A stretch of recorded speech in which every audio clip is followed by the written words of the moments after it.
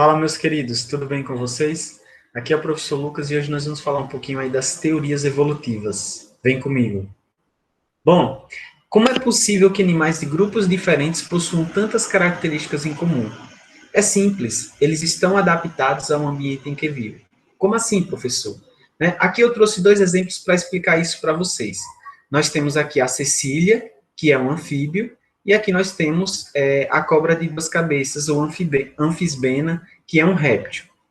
Então, de acordo com análises evolutivas, percebe-se que eles não têm aí um ancestral comum, são grupos realmente diferentes, anfíbios e répteis.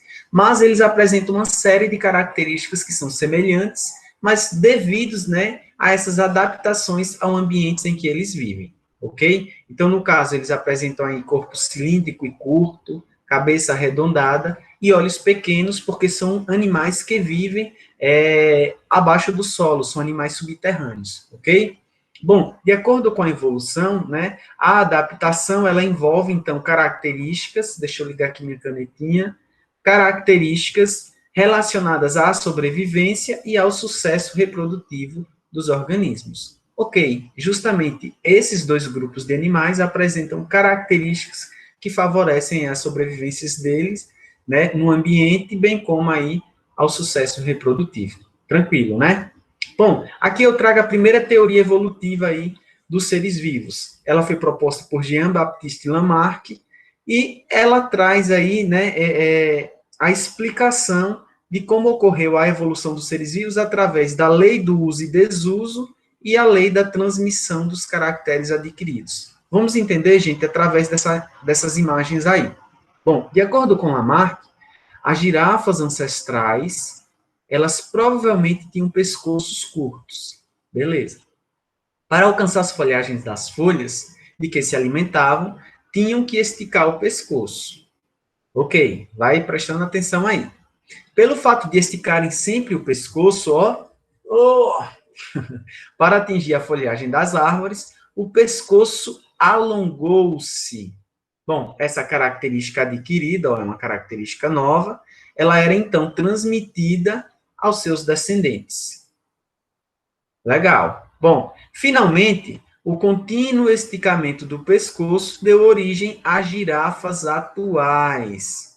Portanto, de acordo com Lamarck, pelo uso ou desuso e pela transmissão das características adquiridas, houve aí a evolução. Ô, professor, repete aí que eu não consegui entender. Agora, vejam só.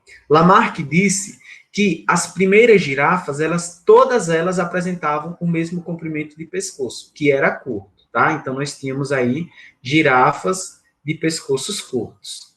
Só que devido, esse alimento estar na altura, nas copas das árvores, essas girafas, então, esticavam o pescoço para se alimentar. Esse uso contínuo, desse órgão, dessa estrutura do pescoço, fez com que esse pescoço alongasse, tá? Então, nós temos aí a lei do uso ou desuso, no caso aí o uso contínuo do pescoço, certo? Então, ele se desenvolveu. Conforme esse pescoço, foi sendo utilizado o tempo todo, ele alongou-se e então surgiu aí essa característica nova, a característica adquirida, que é a de pescoço longo, ok? Então, essa característica adquirida, ela foi então transmitida aos descendentes, o que gerou as girafas que nós temos atualmente, todas de pescoço longo. Então, essa foi a teoria de Lamarck, no qual, aí pelo uso e desuso de determinado órgão, bem como pela transmissão das características novas adquiridas, ocorreu a evolução. Tranquilo, gente? Muito tranquilo, né? Bom, essa teoria apresentou um erro, gente, porque, de acordo com essa mesma teoria, teoricamente, pelo uso, aqui da musculação, ocorre o desenvolvimento aí dos músculos. Ok? Então, significa que, de acordo com essa teoria, esse cara musculoso, teoricamente, ao se reproduzir, ele geraria um filho aí já musculoso. E a gente sabe que isso não acontece, Então, essa criança que ela precisa realizar atividades físicas para desenvolver esse corpo musculoso, porque ela não nasce assim. Então, as alterações feitas nas células somáticas, elas não são transmitidas à descendência. Então, era um erro da teoria de Lamarck. No entanto, seu trabalho é muito importante, porque ele foi um dos primeiros cientistas a trazer ideias sobre a evolução dos seres vivos. Tranquilo? Bom, agora a gente fala aí da teoria de Charles Darwin, né? A teoria do darwinismo, ok? Bom, Darwin, ele percorreu o mundo em seu barquinho, o Beagle, tá? E aí ele coletou fósseis, animais, plantas e fez diversas observações. Aqui a gente vê que ele viajou bastante aí através do seu barco. Inclusive, ele passou aqui, ó, na Bahia e também no Rio de Janeiro, beleza? Bom, após 20 anos, né, dessas análises, desses estudos, Darwin publicou aí o seu trabalho intitulado A Origem das Espécies. Nesse trabalho, claro, ele tenta explicar e comprovar a sua teoria. De acordo com Darwin, gente, vamos entender aqui pela imagem, tá? Vamos lá.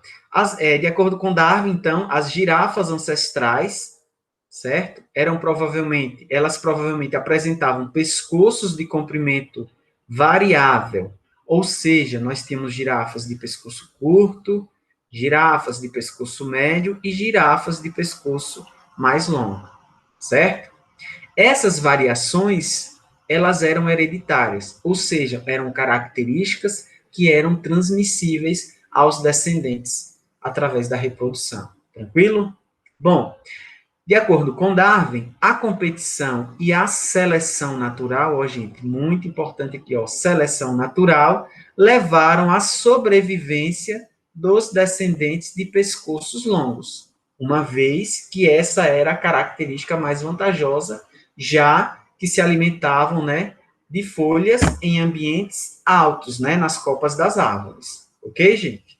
Bom, finalmente, de acordo com Darwin, apenas as girafas de pescoços longos sobreviveram à competição e à seleção natural, tá? Então, nesse caso aí, ocorreu a evolução. Professor, repete aí, por favor. Vamos ver.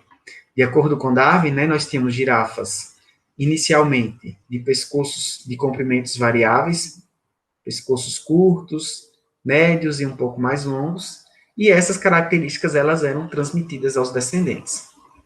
Gente, nessa condição aqui, o meio ambiente acabou selecionando as girafas que tinham a característica melhor para aquele ambiente. No caso, as girafas de pescoço mais longo, né? Que eram aquelas que conseguiam se alimentar das copas das árvores. Então, essas girafas de pescoços curtos, cada vez mais morriam, né? E sobreviviam né, as girafas de pescoços longos. Essas também conseguiam, obviamente, se reproduzir e, né, transmitir essas características aos descendentes, ok? Então, de acordo com a teoria de Darwin, né, nós temos aí essa evolução, tá? Essa teoria, ela foi bastante aceita por um tempo, aliás, demorou-se a aceitar essa teoria, mas, com o tempo, ela foi aceita. No entanto, hoje nós temos a teoria chamada de neodarwinismo, tá? É a teoria mais aceita atualmente para a evolução dos seres vivos. Também conhecida como teoria sintética da evolução, tá certo? Bom, essa teoria, ela corresponde às ideias de Darwin acrescentadas ao conhecimento da genética, ok? Então, esse conhecimento da genética, ele foi proposto aí após os experimentos de Gregor Mendel sobre a transmissão das características hereditárias. Na verdade, aqui a gente só vai entender, né, como que ocorria a transmissão, né, dessas características novas aos descendentes. Então, no caso, de acordo com o neodarwinismo, a evolução ela se dá pela seleção natural, aí proposta por Darwin, tá? Sob a variabilidade genética de uma população. Essa variabilidade genética, meus queridos, ela ocorre através das mutações, da recombinação gênica, bem como do fluxo gênico. As mutações, elas correspondem a alterações aleatórias nos genes ou nos cromossomos. A gente sabe, né, que o gene é um pedaço do DNA que vai codificar uma proteína, né? Então, quando essas alterações ocorrem aí nos genes, nós temos as mutações gênicas. nós também podemos ter as mutações que ocorrem no cromossomo inteiro do organismo. Então, nós temos aí uma alteração, uma mutação cromossômica. Certo? Então, essas mutações aí podem promover o aparecimento de características que sejam favoráveis ou não aí para esses organismos. Nós temos também a recombinação gênica, tá? Que também promove aí a variabilidade genética. Então, essa recombinação nada mais é do que uma mistura aleatória dos genes que ocorre aí através da reprodução sexuada. A gente sabe, né, que ao se reproduzir de forma sexuada, os organismos acabam misturando o seu material genético. Então, aí nós temos a recombinação gênica, né? E essa mistura ocorre principalmente pelo processo de meiose, né? Então, nós temos, inclusive, lá o crossing over nessa meiose, ok? E, por fim, nós temos o fluxo gênico, que também é importante aí nessa variabilidade genética, tá? Corresponde aí o movimento de genes de uma população para outra. Como assim, professor? Isso ocorre, gente, principalmente através das migrações. Quando um organismo de uma população, né, ele acaba migrando e se misturando com outra população e tendo ali as relações sexuais. Então, ocorre aí o fluxo genético de uma população com outra população, tá certo? Então, aí há essa mistura, essa variabilidade genética também. Beleza? Bom, então nós temos aí as mutações, a recombinação genética e o fluxo genético, dando origem, né, a organismos aí com características, com variações. Então, o que é que acontece? A seleção natural vai lá, o meio ambiente seleciona, né, aquela variação de determinada característica que é mais eficiente para a sobrevivência e a reprodução de determinado organismo. É muito importante, gente. A seleção natural, ela não provoca mutações, não provoca recombinação gênica e muito menos aí o fluxo genético. Ela simplesmente seleciona a variação de determinada característica que é mais vantajosa para aquele organismo. Fechado? Bom, então aqui para fechar a aula de hoje, vamos ao exemplo, né? Então aqui nós temos uma população de peixes. Pela reprodução, né, surge grande número de indivíduos. Ok? Né, com variabilidade de características, certo?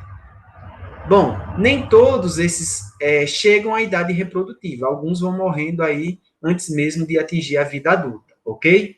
Então aí a gente já tem um processo de seleção. Com o tempo, né, ou pode ocorrer aí uma mudança no ambiente, por exemplo, ó, o aumento da temperatura ou a diminuição, no caso aqui a gente tem o aumento da temperatura, né? Veja que ocorre aí a morte de alguns organismos. Então, nós temos também aí a ação da seleção natural, né? Selecionando alguns organismos que estão mais aptos, né, a esse aumento de temperatura, que tem características, né, uma variação na característica mais apta para essa mudança. Então, veja, ao longo do tempo, né, as novas gerações, elas vão apresentar variabilidades diferentes da população inicial, porque conforme esses organismos eles vão se reproduzindo ao longo do tempo, essas pequenas alterações, né, essas pequenas variações das características selecionadas ao longo do tempo vão sendo perpetuadas, tá? Então, no final, nós vamos ter aí uma população diferente da população inicial. Tranquilo? Esse é o neodarwinismo. Então, por hoje é só. Grande abraço e até a nossa próxima aula.